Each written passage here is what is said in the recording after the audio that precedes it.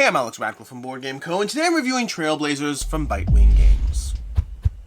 Trailblazers is a 1 to 8 player card-laying game in which players are trying to build out the best hiking paths for their hikers, trying to fulfill a variety of criteria. This is going to be one of my 12 by 12 reviews, which is a format in which I play a game at least 12 times in every single possible configuration that you can reasonably think of, and that's going to happen with Trailblazers. In fact, this is my fastest ever review from how fast I got the game to how fast I got 12 plays in and tried everything the game has to offer. Usually these 12 by 12 reviews are games that I've been in my collection for anywhere from a year to 12 years. In this case, I've really been enjoying Trailblazers. Now, the good news is I'm able to deliver a 12 by 12 review very quickly. The bad news is that the downside of a 12 by 12 review, without having the game in my collection for a year, 5 years, 7 years, whatever it is it does miss that other aspect that's usually present in these reviews, which is longevity. The knowledge that the game has held true for me for a long enough period of time, and I just don't have that yet with Trailblazers. It's still new to me, and yes, I've tried in all different ways, and yes, I will give you my feedback and opinion on all the different pros, the cons, the things I liked, which modes worked for me, which ones had things I'm complaining about, all of that, but I cannot tell you whether this is a game that will stick around for a very long time, although my instinct is that it will. I really enjoy Trailblazers. There's a reason I've played it so many times in such a short period of time. But with that, let's go ahead and dive into it. I'm going to teach you the basic mode first, then I'll teach you all the variations, and as I go through the variations, I'll give you my feedback and opinions on those variations, what I liked, didn't like, and all of that stuff. Starting off with the basic gameplay for 1 to 8 players, or for 2 to 8 players, I should say, in which you'll be drafting out cards. Now, there are some slight differences. When you go to 5 players and above, you're going to be shuffling in an entire different deck of cards. That's in order to preserve the distribution. So you have this deck over here for 1 to 4 players, and you have another deck that I currently have in this little travel kit over here that you're going to be adding into there if you are playing up to 8 players in the game. Now, with that, as far as the game goes, you're going to go ahead and draw 8 cards. 1, 2, 3, 4, 5, 6, 7, 8. You're going to have a few goals in place. You're going to select 2 in-game goals and 2 end-game goals and put those into play. You're going to have your own little cards, which is going to mark when you achieve a goal, so everyone knows you've achieved that level of the goal. And then you have your 3 starting camps, which once you look at your starting cards over here, you'll make a determination about which camp to put into play. In my case, I think I'm going to go with a blue camp over here. It might be a mistake. I'm going to go with the blue camp. I'm going to go ahead and put one of my blue camps into play based on the cards I have. We're going to lock that in as my starting camp, and I'm going to go ahead and put some cards out. We're going to lock this out over here, like so. And then I'm going to do a simple loop that's going to just loop back in on itself, like so. Again, this is the basic mode, so you can ignore some things like animals and cars. We'll come back to those later. I'm going to take these, I'm going to draft them off to the player on the left, and I'm going to take the cards from the player on my right, and I'm going to take 6 cards because they've played 2 of theirs, and continue the process. So I'm going to look at these cards over here, and continue again trying to figure out exactly how I want to build things. Maybe I go like this over here. That seems like it could work for me. I also want to be mindful of future plans for the future, basically. And so to that end, I'm going to try to go ahead and put this into play, because I think a red camp over here might work nicely, depending on how things go. I'm going to go ahead and pass this off and taking more cards. Now, because I'm here solo, I'm effectively playing this almost like a solo game where I'm drawing cards from the deck over here. But let's come back to that later. Let's pretend I'm being passed these cards. I'll go ahead and take a look at these 2 cards. Now, over these 4 cards, I'm going to select 2, and the last 2 will be discarded and gone. We're once again trying to be mindful of our red cards, but also mindful of our browns. So maybe put a brown over there. We have another brown that we can kind of lock into play, not so easily. We may have to go ahead and take that on a leap of faith. But in the meantime, we could continue to go with one of these over here. This is probably not the worst. This can build out nicely. We have a pattern building out over here, and then these 2 will be discarded and gone. We'll go into the next round. We're going to draw 8 more cards. There's only 4 rounds of play. 1, 2, 3, 4, 5, 6, 7, 8. We're going to continue this process. But by the way, right about now, let's go ahead and point you to the goals. We have in-game goals, where the first person to achieve it is going to put their marker on it. And then we have endgame goals, which are evaluated at the end of the game. Doesn't matter who gets there first. Loop Junkie is 2 camps with 3 loops each. So we have to have 2 camps for this to even be eligible. We have Trail Hugs with 2 trail types, each encircling another camp. So you're going to have a trail type of 1 encircling an entirely different camp. It can be hard to do, but you get points when you do it. Then we have Harmonizer, most complete sets of loops. So we have 3 different camps, and each loop in a camp, if we have 1 of each type, that's going to be 1 set. If we have 2 of each type, that's 2 sets and onwards. And we have Forever Float, the longest single kayaking loop. And so these are going to be whoever has the most of it at the end of the game, and these are going to be whoever achieves first. So we're going to look at our cards over here, and we have a lot of brown over here, although I did try to build out towards red. So do I try to commit to the red that I started, or do I go ahead and build out towards brown and hope for the best? I don't have those answers, but I can.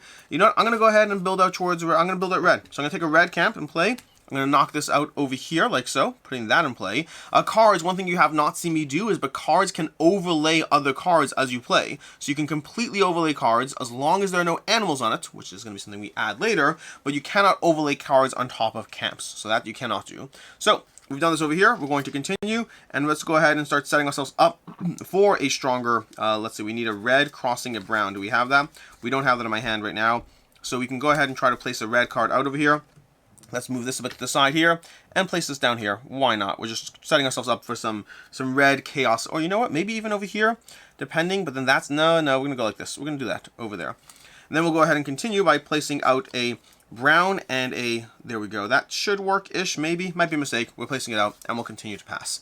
That's basically what you're doing in the game. You're going to do that for 4 rounds of play. In the first 3 rounds, you're going to add a camp, and in the last round, you just have an extra 6 cards you're adding, for a total of 24 cards to be added to your camp as you play the game. That is the basic version of the game. You do that, you draft 4 rounds of play, you place your cards out, you be mindful of the goals. As far as how scoring works, scoring works only based on complete loops. So let's go ahead and try to build a complete loop so you can get some sense of how the game actually plays. Let's go ahead and place this over here. There we go. Now we have a complete loop. At the end of the game, you're going to score for all complete loops that you have based on the little points of intersections. So for example, this is a finished loop. It comes back to camp. So this is going to be a 1-2 point loop based on those little cloud, water mist areas. This loop over here, 1, 2, 3, 4. So you have a total of 6 points, and then 7, 8 for that. This would be 8 points right now. Obviously, the game would not be finished at this point, but that would be 8 points for the game. And everything that does not complete back at its center camp does not score. So anything else, this loop over here does not complete back. If we got it back to over here, that could be useful. In fact, this can score twice. These intersections are nice because they can score twice if you're able to take advantage of them, meaning every card has a minimum of 4 possible points of how it can score in the game. I think is it always minimum, or is it just period? Because we have 1, 2, 3, 4. Yeah, it's always 4. Every card has 4 possible points of how it can score in the game, and so you're trying to take advantage of those points as you try to place them out, because 24 cards means you have a maximum possibility of 96 points if you can score everything perfectly, which you will not do. You will not do. Plus, of course, the goals. But 96 would be insane. If somebody can do that even with like playing cards intentionally, take the entire cards, I'd be impressed. But either way, that's how you play out a basic game of Trailblazers. The first expansion you could add is the Animals expansion. The Animals expansion, it's worth noting over here, I have the deluxe version. There is a retail version of little chips you can use to add these expansions. In front of me, I have the deluxe version with this little travel kit, the full 8-player count. All I think it's always 8-player count. I could be wrong. We have over here these deluxeified meeples over here and all that. But these animals in the animals expansion, as you place an animal card down on your board, you can place an animal onto that card. That is a choice you have to make at the time of placing it. The downside of placing an animal down is that you can no longer cover that card ever again. The upside is you'll get an ascending amount of points. Let's go ahead and grab this scorecard over here. You'll get points for that, either 1, 3, 6, 10, 15, or 21 for having up to all 6 animal types in the game. So it gives you, and you have to have different animal types, not just 6 animals, but 6 different animal types. So each closed trail, again, only closed trails, each closed trail will score extra points for the animals expansion. In fact, I'm trying to debate the order I'm going to do things here. Let's talk about the base game. Let's talk about my opinion of the base game before we dive into the animals expansion. The base game of Trailblazers is fun.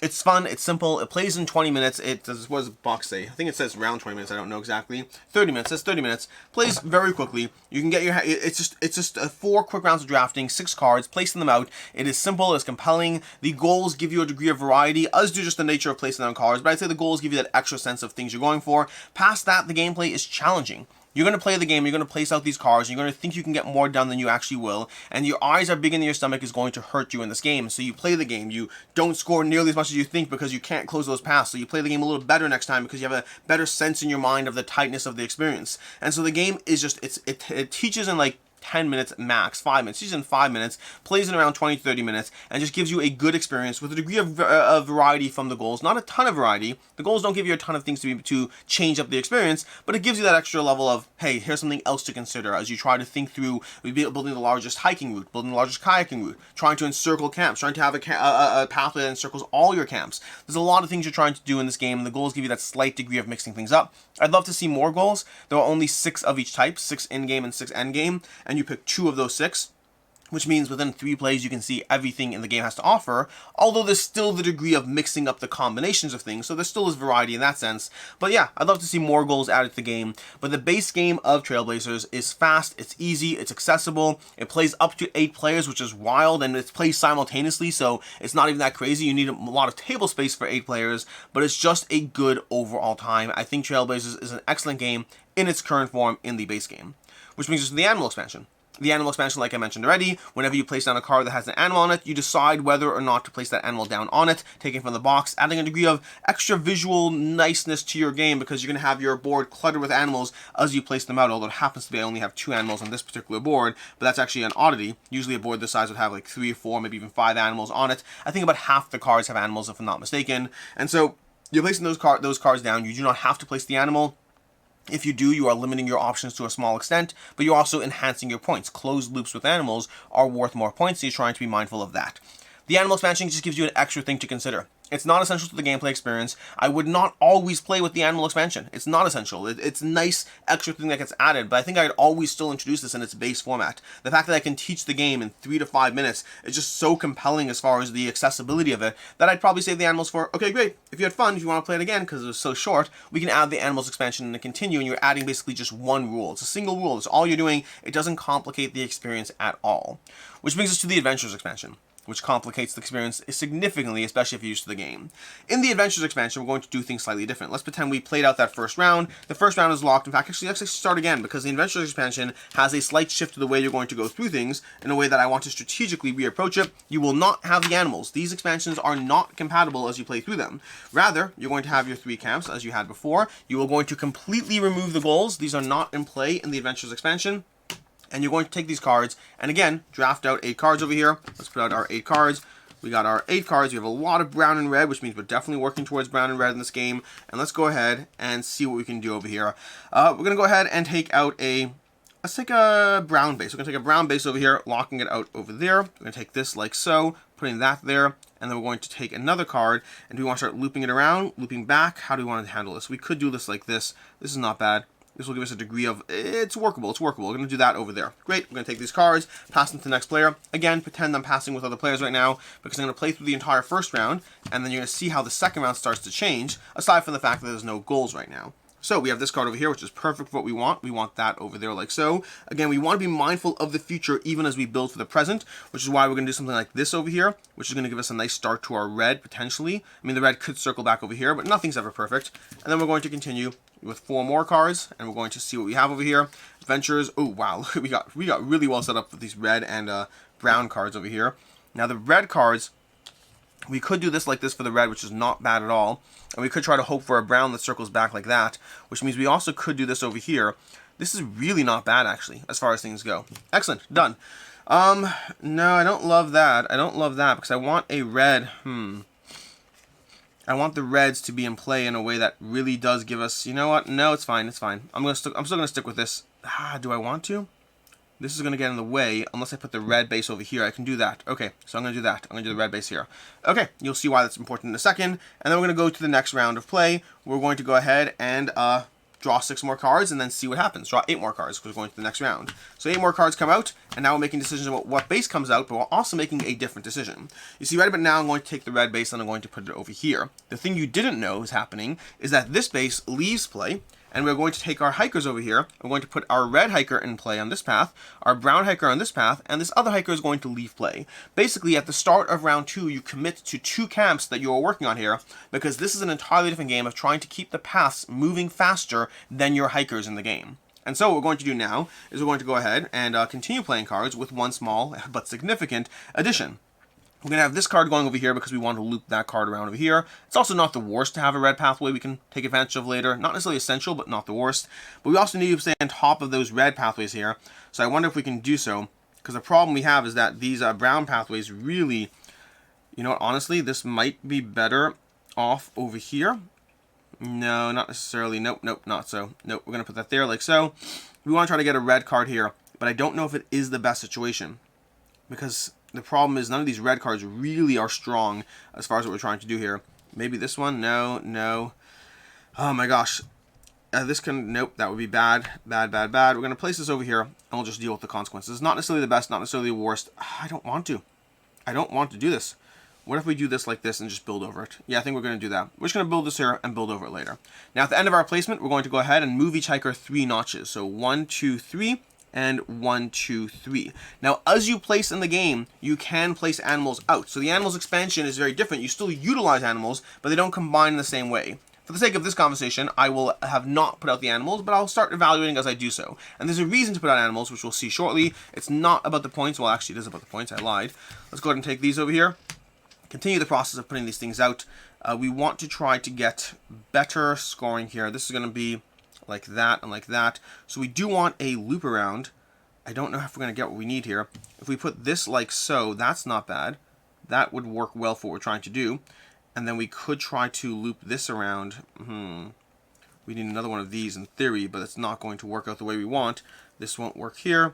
This won't work. This is not bad, actually. This can work for us later-ish. We'll see if it does or doesn't. No, you know what? It doesn't. We're just going to go ahead and play this down like this. Okay, so we're going to continue playing over here. We're going to have, again, after our turn, they're going to each move 3. 1, 2, 3.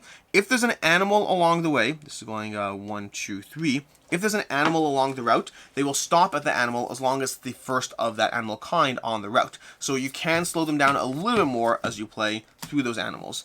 But over here, we're going to continue this. We don't have that over there, which we really do want.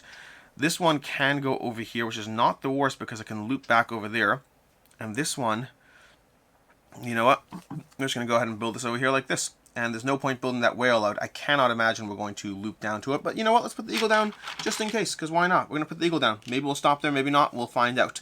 At the end of this turn, we're going to move 1, 2, 3, and 1, 2, 3. And then we're going to place a campfire where they are, assuming they did not have to lie down.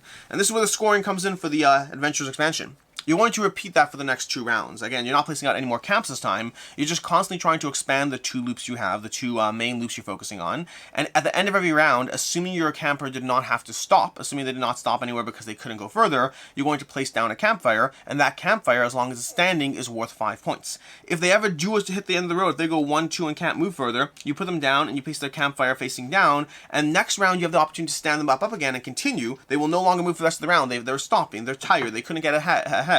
And so you will not score points for that campfire, which means you're losing out on 5 points because 6 campfires, you have a maximum of 6 campfires you can score, which is 30 points right there. And so you're trying to be mindful of how you place out these campfires to extend your pathways, trying to stay ahead of your hikers every single round because they move 3 divots every single time. You're going to score 5 points for each campfire. You score 2 points for every unique animal on the paths, assuming they complete and close. And you also only score the campfires if they close. Additionally, you'll score the extra divots past the 3rd campfire. Meaning if you get to the end and you have a pathway that comes back over here, and there's like 8 points between the last campfire and the end, you score those 8 points. You're scoring whatever is longer than your last campfire placed on the board.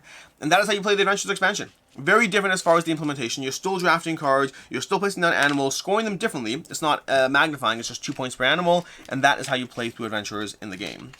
As far as my opinion of Adventurers, I like it a lot, but it's certainly more complicated and different than playing through the game the normal way. It's certainly a different experience. If you've played through this game and you're diving into Adventures, it forces you to reevaluate how you play the game. You're really focusing on 2 colors. That's all you're focusing on. You're trying to figure out how those 2 colors are going to combine in ways that give you the most overlap in the cards so you can utilize and cross over the paths as you go through the game. A very challenging and enjoyable way to play through Trailblazers, and I like the variety it adds. Animals to me is kind of just an extra small module on top of the base game. Adventures is almost a totally different game using the same core system that Trailblazers brings to your table.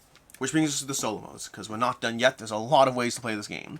The solo modes, and I should say, disclaimer, I have not actually played this the travel version, which is the same game. It's just, I mean, these cards are waterproof. You can play it in water by the pool. I haven't done any of that in my 12x12 experience, at least not yet. I do plan on. I don't imagine it'll make the game better. I imagine it'll make the game worse, but I'll still do it at some point. But as far as solo modes, there's a bunch of ways to play the game solo, all enhanced by this little solo card you have over here. The starting level is something called Tenderfoot. Tenderfoot is you playing solo, where you're trying to get 30, 40, or 50 points. 50 points being the ideal score, 30 and 40 kind of being more training wheels, and Tenderfoot is the easiest level. The way you play Tenderfoot, honestly, is the way that I played it over here. You simply have your own camps, you draft 8 cards from the core deck, then you discard the remaining 6, you draft 6 cards, discard the remaining 4, draft 4 cards, discard the remaining 2, that's a round. You're not drafting with other players, you're drafting with the deck, which functionally speaking is very similar to drafting with other players, since as long as you're playing it at 3 players, you're already not going to see the cards. At 2 players, you'll see cards passed back and forth. At 3 and 4 players, or anything higher than 4 as well, you will never see your starting hand anyway. Sure, there's a degree of randomness to what you're getting as opposed to predictability, but as opposed to what the other players are taking out of play, so there's that slight difference, but effectively it's the same experience, but you're just trying to score 50 points, or to 30, then 40, then 50. 30 and 40 I find are very achievable. 50 is where it starts to get struggle. It's a hard game. Tenderfoot is not easy. It's the first star, but it's not an easy experience. You have to optimize around actually achieving those 50 points. Again, remember, the maximum possibility is 96 if you play things perfectly,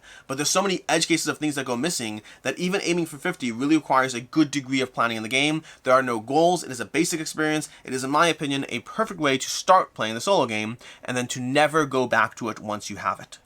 Not that you can't go back to it, but for me, Tenderfoot is just simply get 50 points, and then again, try get 30, get 40, get 50, and then move on from it, and then continue with the more interesting solo modes, because the next level up is going to be Voyager, which Voyager is always achieving 50 points. So once you move to the next levels, you have to achieve 50, but in Voyager, you're going to go through 12 possible scenarios, each of them utilizing one of the goals in the game. What you'll do is, if you're playing with an in-game goal, and they are ranked in order of easiest to highest, so for example, we're going to take Hiker's Quarter over here. Let's find Hiker's Quarter is going to be the first thing. So we're going to grab Hiker's Quarter over here, Hiker's Quartet, and you have to achieve that while getting 50 points. So you're playing a basic solo game, but you have to achieve 50 points, and you have to have 4 hiking loops. And for in-game goals, you have to do it at the start of the 4th round. You have to have achieved it by. Those 6 points do not count towards your 50 though. You simply have to have achieved that goal by the beginning of the 4th round, so it's an additional thing you're trying to puzzle through as you work your way around it.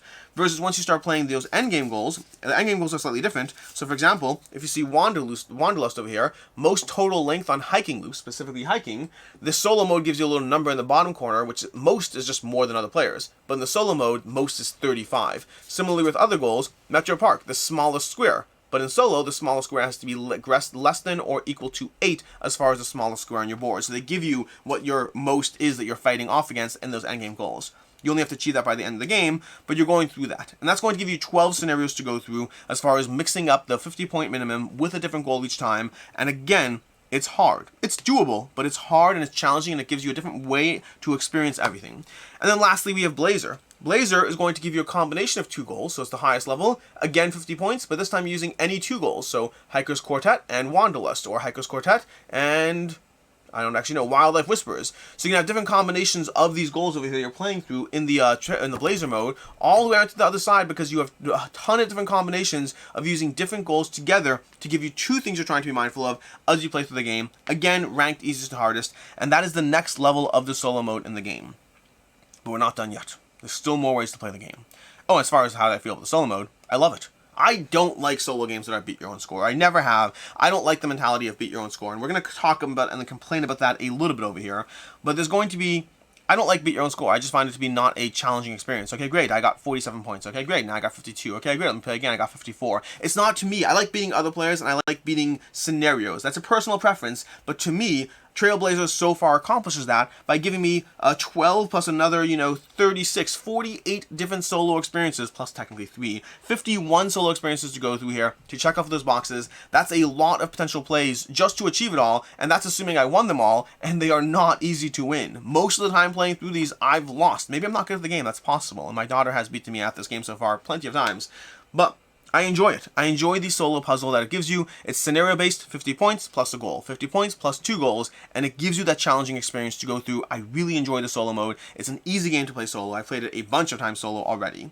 Which brings us to the next solo mode, because there's a lot of solo modes in this game. The Adventurer solo mode is a different way to experience it, where you are playing with those bikers. So you're going the same setup as with the regular Adventurers, where you place down 2 camps, eventually 1 camp, then 2 camps, then commit to those 2 camps and create a sprawling loop.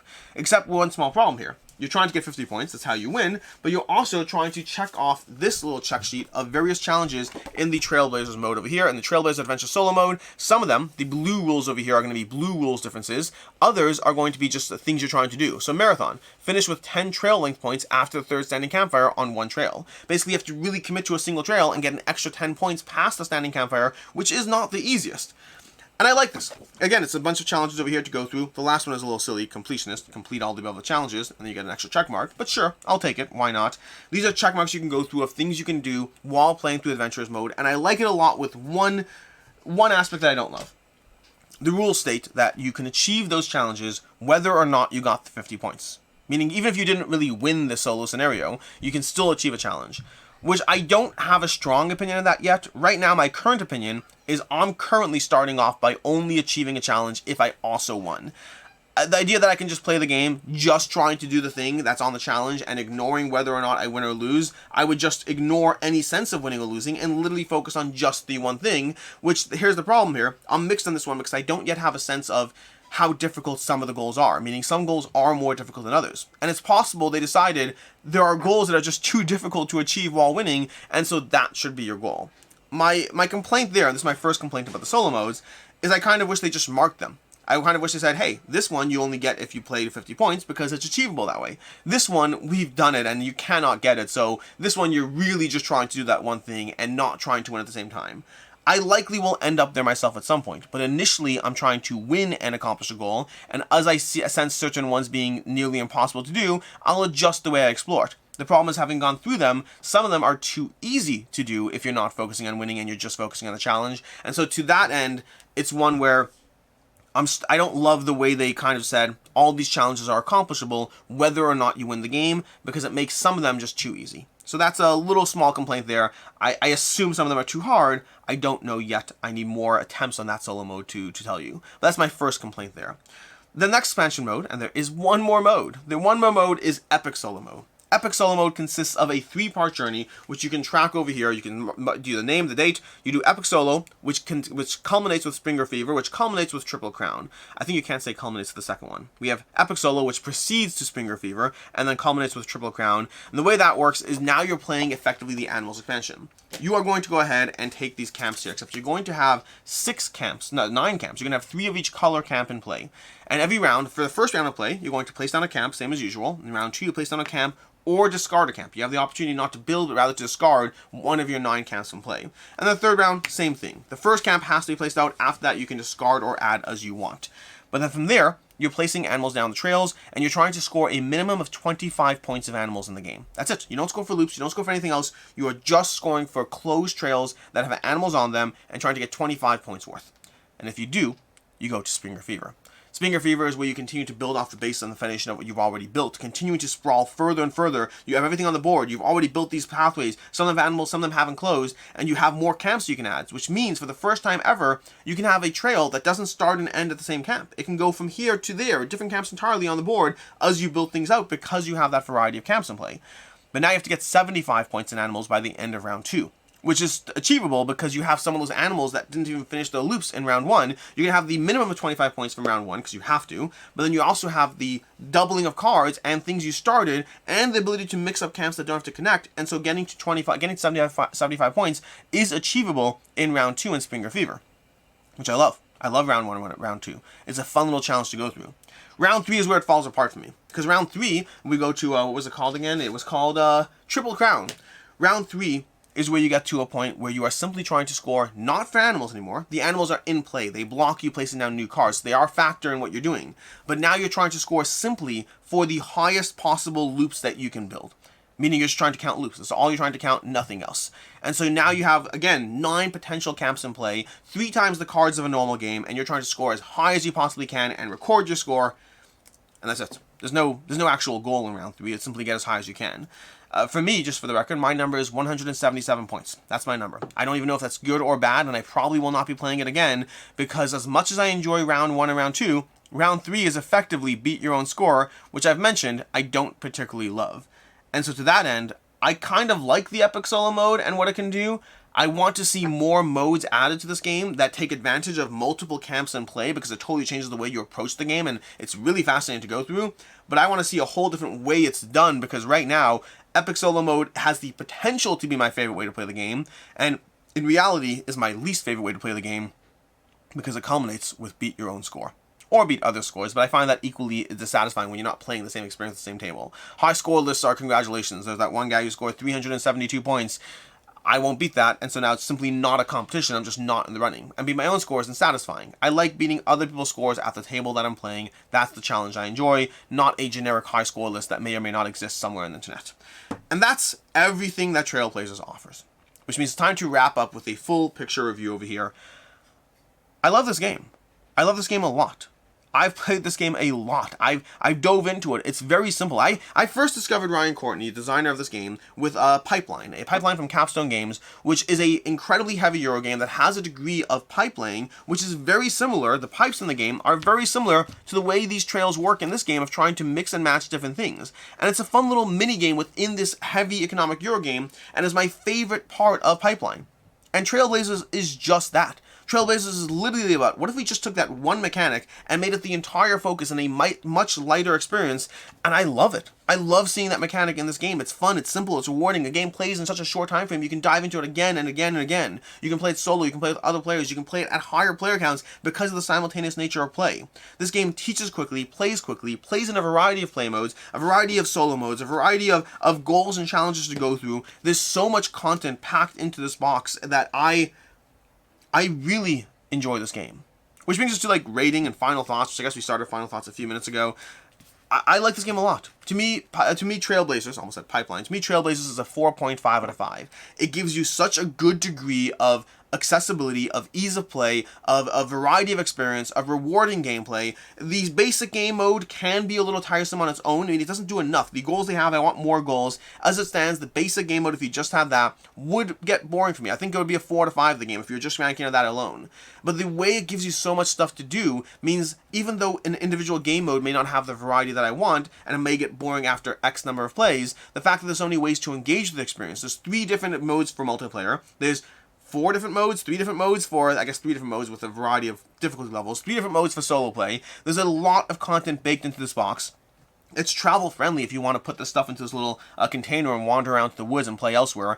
I don't know if I'm ever going to do that much. I'll probably do it by a pool one time for the sake of the experience. I'll make sure to post pictures on my Instagram and whatnot, but in reality, there's just so much baked into this game. My only real thing that I want to see more from is I want to see more in the epic solo mode. I want the epic solo mode to be more interesting and innovative, or add more ways that you can mix in multiple camps, because that was a very fun experience. The ability to dive into the game and be able to connect one camp to another instead of one camp to itself, it totally changes the way you build out your board, and it's very fun, and I want to see more ways that that is taken advantage of. Even possible team modes. You can have team modes where players build towards one another. I don't have a good sense of exactly how you would do this or operate it, but I'd love to see more of that, because that's an area that I feel is a little bit untapped in the potential that Trailblazers brings to your table.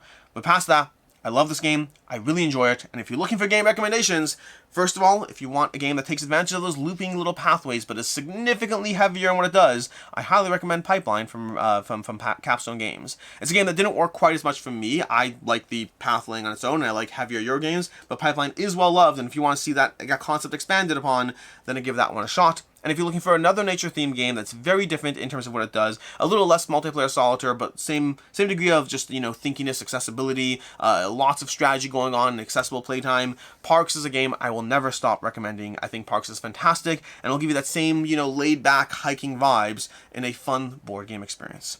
In any case, then, until next time, I'm Alex Radcliffe from Board Game Co. Hope you enjoyed this entirely too long 12 by 12 review of Trailblazers from Bitewing Games. And until next time, I hope you have a good one.